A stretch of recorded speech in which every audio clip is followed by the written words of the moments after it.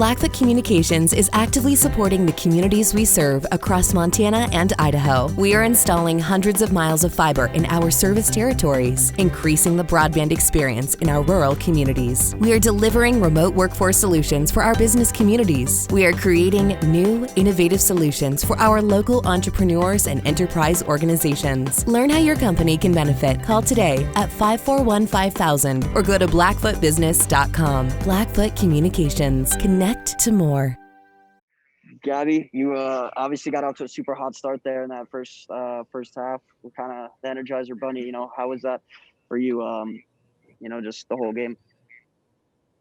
Yeah, I think it was really fun just to kind of like start and get us going.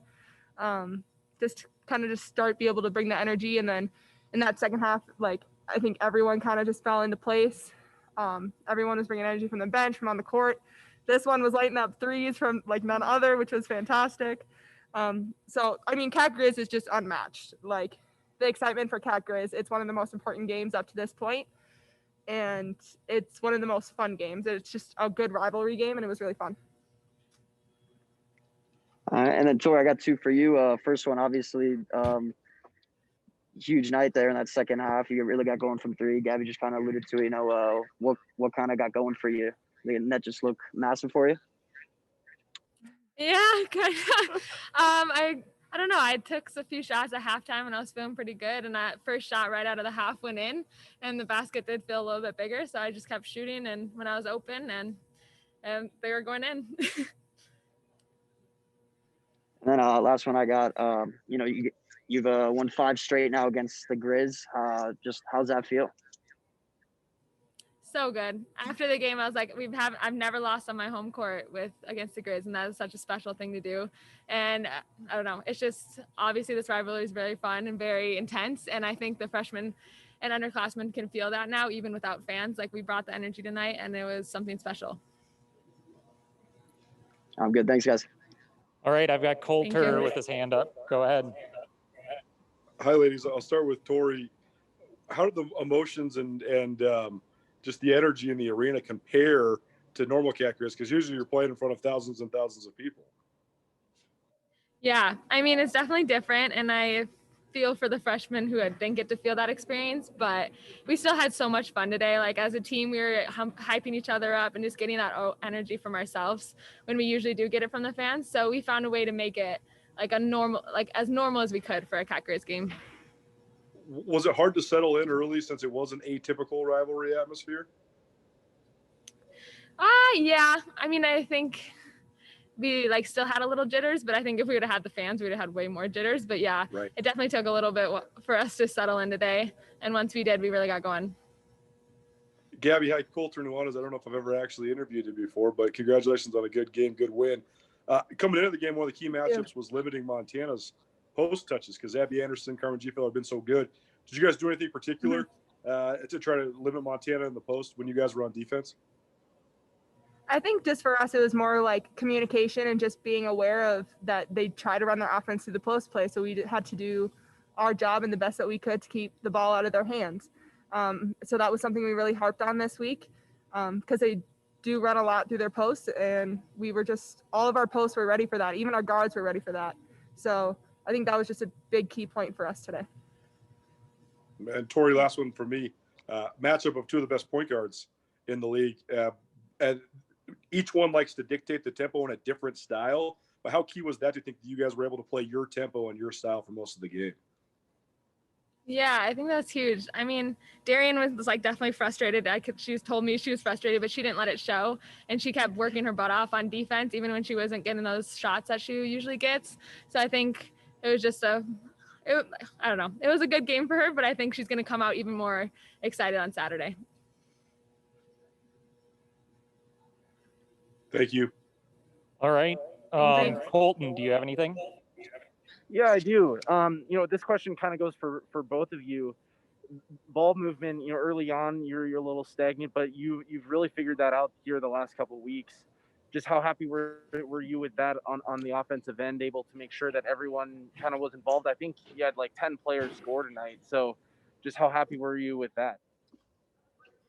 Yeah, it's been like a progression for sure, but I think we're finally getting our chemistry together and we're playing like as a team. And I think it's going to be a lot more fun, and it has been so far. So it's been a good transition from the first few games for sure. Yeah, I definitely agree with that. I think we still have our moments sometimes where the ball just tends to stick on one side, but we're working through that. We're still like, we're having more possessions where the ball is moving from side to side versus it just staying on one side. And I think every game that's happening less and less. So we're really happy with that. And then our chemistry is just going up every game, every practice, every day. So. And, defensively, it seemed like you kind of figured things out there in the second half too. Was there any particular adjustments that you felt like, or was it just a matter of clicking on that end after a little while? It was more just about our communication. I think we communicated more in the second half, which led us to more steals, led us to being on the help side, being able to get charges and stuff like that. So I think the more we communicate, the better our defense is, and I think we really did that in the second half.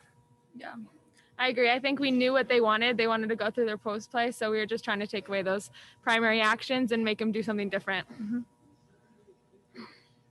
All right, that's all I got. Thank you. Ashley, I've got your hand up if you have anything.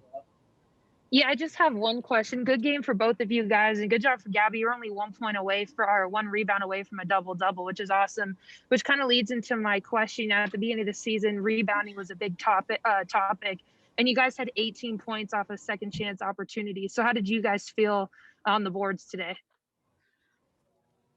I mean, we felt pretty good, at least on the defensive boards. I mean, I don't know. Let's see. They didn't shoot it great from the field, at least from the 3-point line, or 1 for 5. Oh, wait. I don't know. Yeah, it felt like on the defensive end, we just were able to get a lot of rebounds today, even from the free throw line.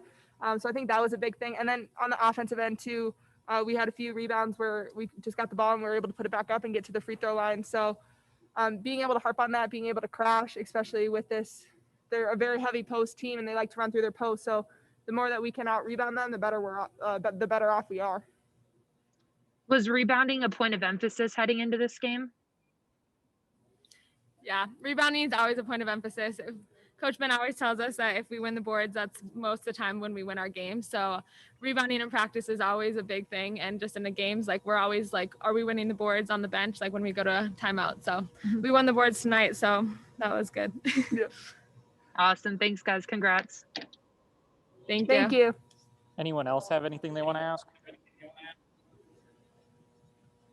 Yeah, I just had one question for the two of you. It's obviously a pretty weird season, but this Cat-Griz games are still pretty special. And so I was curious, going into Missoula on Saturday, I mean, there aren't going to be many, if any, fans in the audience or in the stands.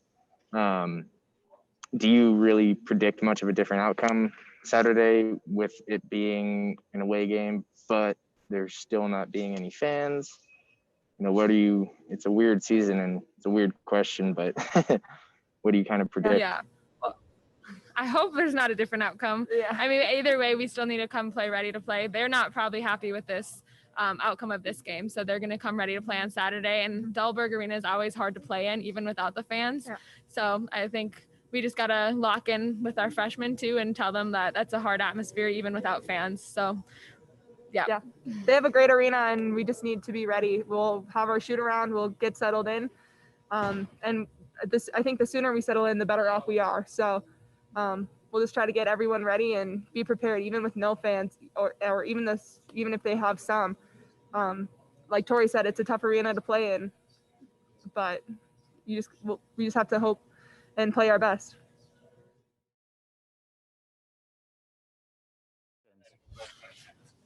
Yeah.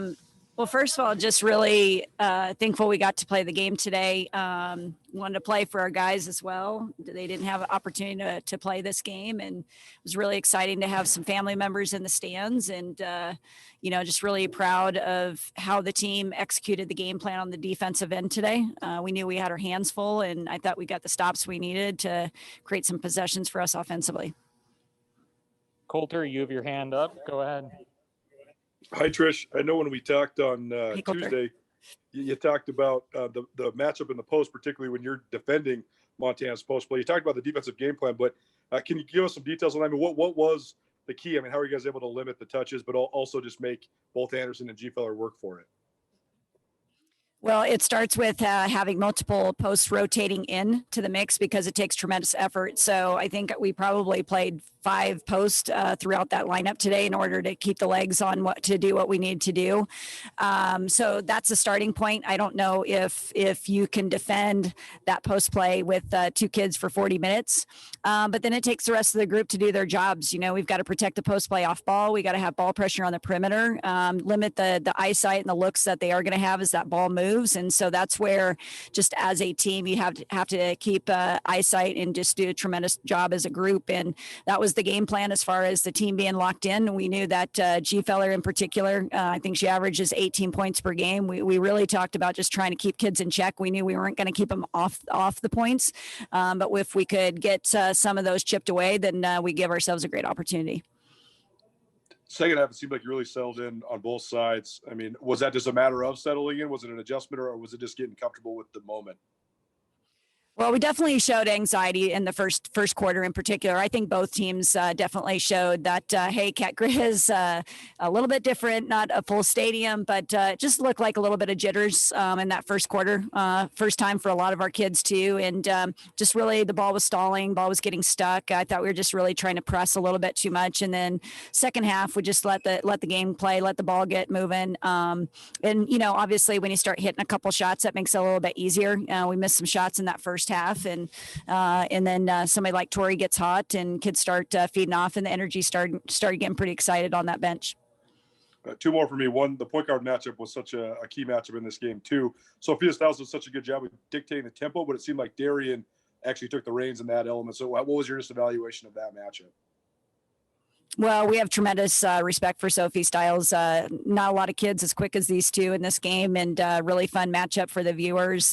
Both can pick up full court, 94 feet, and really hound it back there. And I always have respect for kids that are going to grind it out on the defensive end and play that hard. And we're fortunate we have a Darian White on our team as well. And we feel like Darian is kind of our leader on both ends of the floor. We're going to go with that on the defensive end to start. I think she's contagious. I think she gets everybody else going on the defensive end for this team, and she's a hard kid to keep out of the paint. And last one from me. You won 10 out of 12 in the rivalry now, but no rest for the weary. Back at it in Missoula less than 48 hours from now. So what do you expect the quick turnaround to be like? You know, my biggest concern, Coulter, is just the quick turnaround. Usually you have a Cat-Griz rivalry game. It's such an emotional high, and then you just have that emotion just kind of catches up to you a couple days later, and you're just fatigued from the emotion. And we've got to play again the same team on Saturday, and it's still an emotional, very important game. So we've got to just settle in and just celebrate this for a couple hours. But then I need these kids to get to sleep and lock in on our game plan, any adjustments that we're going to provide them, and things that we might expect on the other end, and get ready to go, because we know that Montana plays extremely well on their home floor. I think they're undefeated on their home floor this year. So we know that we're going to get a little bit different team on Saturday. They missed some shots today that I know that is not typically shots that they're going to miss. Thank you. Colton, if you want to go next. Yeah, thanks, Tricia, for the time as always. You know, Coulter touched on this a little bit, but your success in this rivalry, a 10 of 12, just what do you think it's taken for you to be successful in a game like this that you mentioned that is so emotional and can be so draining by the end of it? Well, I think, the credit needs to go to the players. We just continue to build this program. We try to get better every year. And you go into the season knowing and respecting this rivalry game. You know, it's very unique that you have 2 programs in the same state that are in the top top 50 in home attendance. And, it's just such an incredible thing to have for kids to have that kind of atmosphere on a daily basis. And you want to do your part for your community. And our kids take a lot of pride in that. And we know that every time that we have this game, it's one circled on both ends, and you've got to be up for it. You got to be locked in. But the biggest thing is eliminating the distractions. And I was a little bit nervous with having parents here today. Even my family was up there in that second row, and that might have been a little bit of the anxiety. But anxiety or jitters is probably more of the Cat-Griz rivalry. But we wanted to get them settled in to focus to doing what we needed to do. And I really, really was proud of how we were able to do that today. And in the second half, obviously you went into the first half with a lead, but the second half really turned things on there in the third quarter. I think we've talked about your second half adjustments a little bit. But what was the difference, you think, in the third that you were able to get the lead that you eventually did? Well, really two things. We loved what they were doing in the first half. And so we just had some minor tweaks. We wanted to make sure we executed and tweaked that, or repeated that again. But it was more on the offensive end, just really stalling the ball and just getting the ball reversed and, not really forcing it on individual shoulders. And once we let the game come to us, and then you get a Tori Martell starting to hit some shots, it just kind of got kids to play a little bit looser. And it gave us a little bit of an opening to run with. But once again, there was kind of the end of the third, start of the fourth. There were some really, really bad defensive possessions for us, and we were fortunate the Griz didn't hit those shots because they had an opportunity to really tighten that up. So we're gonna have to clean some things up on our end because we know we're gonna get a pretty tough Montana team on their home floor. All right, that's all I got. Thanks for sharing. John, Yeah, I haven't heard from you. You got anything? How about Eddie?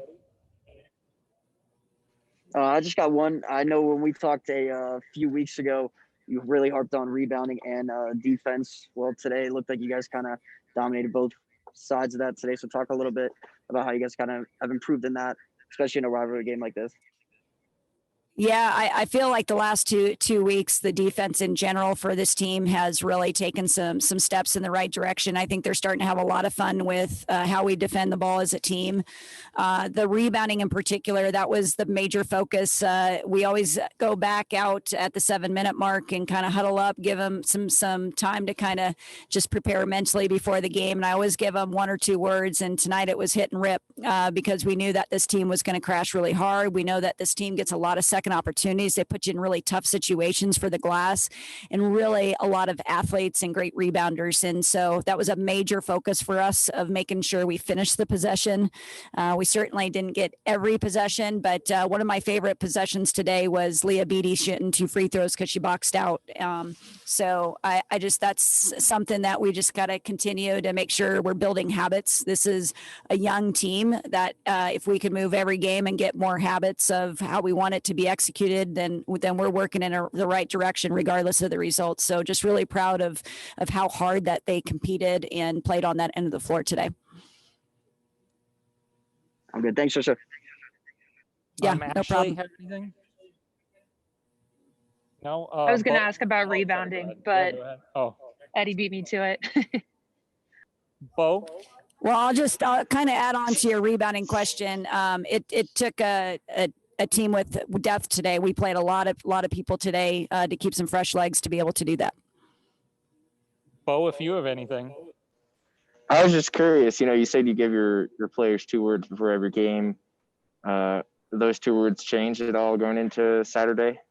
What do you got for them in Missoula? We'll see. I'll have to watch this film back a little bit. But yeah, the words could very well change. But we also know that 2 of the biggest strengths for Montana are their post play and the rebounding ability. So it's hard to change something up when it's an opponent that's very good in some situations. So we're going to have to continue locking in to doing a great job because it's a very, very talented team. Mike Petrino is doing a great job with this program and have tremendous respect for what they do, especially in particular in the paint. But then they also have a point guard that is pretty darn quick as well. And she got some hips on us tonight. So I'll have to get back to you after the Saturday game.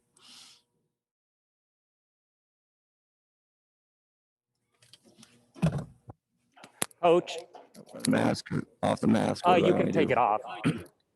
Coach, if you want to start with an opening statement and then we'll go to questions.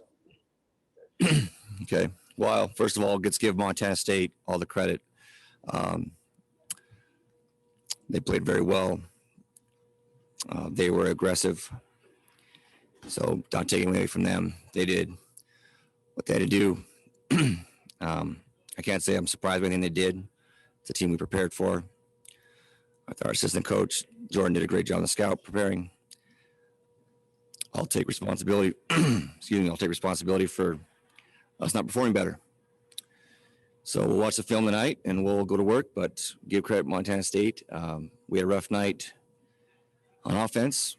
We had a rough night taking care of the ball. We had a rough night finishing. And then we had our worst night at the line.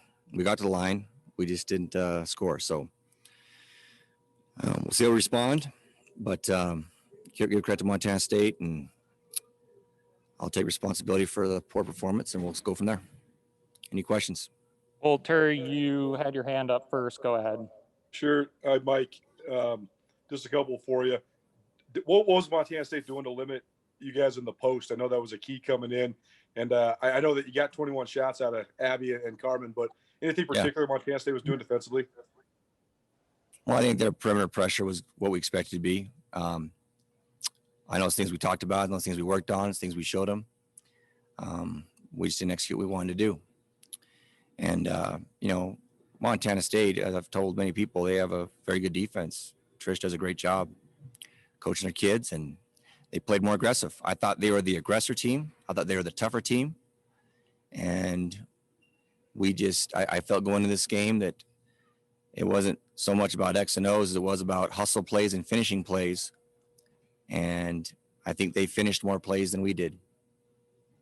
And that's something that we'll look at. How did this yeah, you're right. We still got 21. We still got 21 shots out of our two kids down there.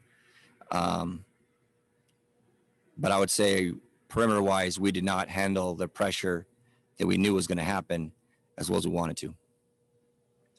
As far as just the atmosphere of the game, the emotions that are attached to it, how is it different than maybe if you were playing in front of a full house? Yeah, it was different. It was, I thought both teams came out and played really hard. I thought both teams were nervous to start the game. I thought both teams got good looks. I thought we had good looks to start the game. I thought I count off the top of my head, we had 4 shots in the paint, whether they were from a post player or a perimeter player. We had 4 shots in the paint that didn't go. And we didn't get upset that we just say everyone's a little nervous. We settled down.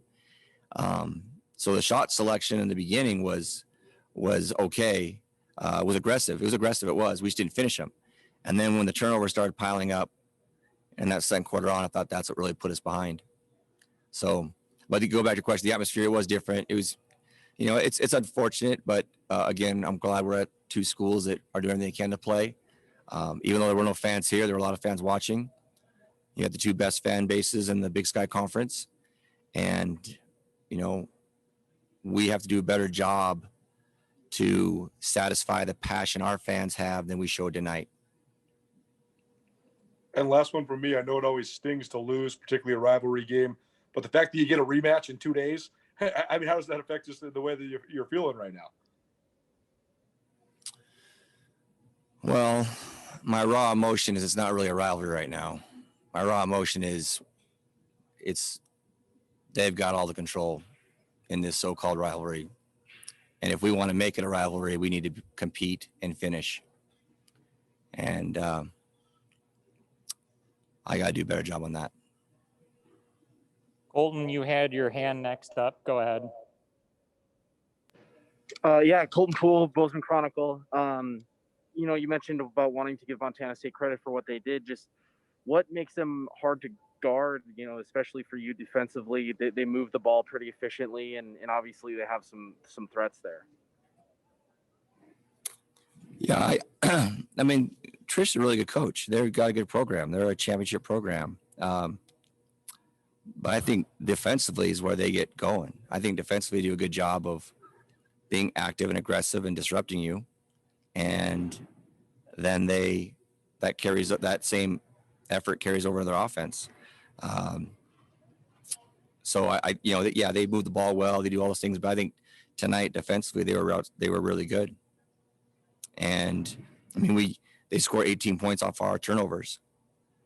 It's hard to beat any team if you're going to give them 18 points. And, you know, both teams have one senior. Both teams have a lot of new people. They have a lot of new kids in their program. We have 8 new kids in our program.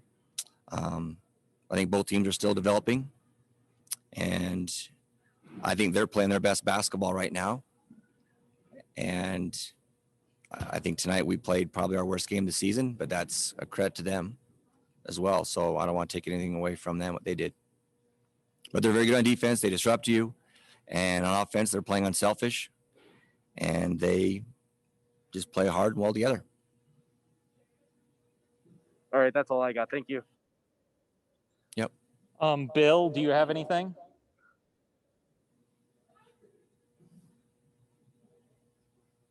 We'll turn it over to Ashley.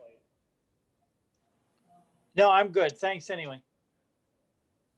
I'm good too. Thank you. John?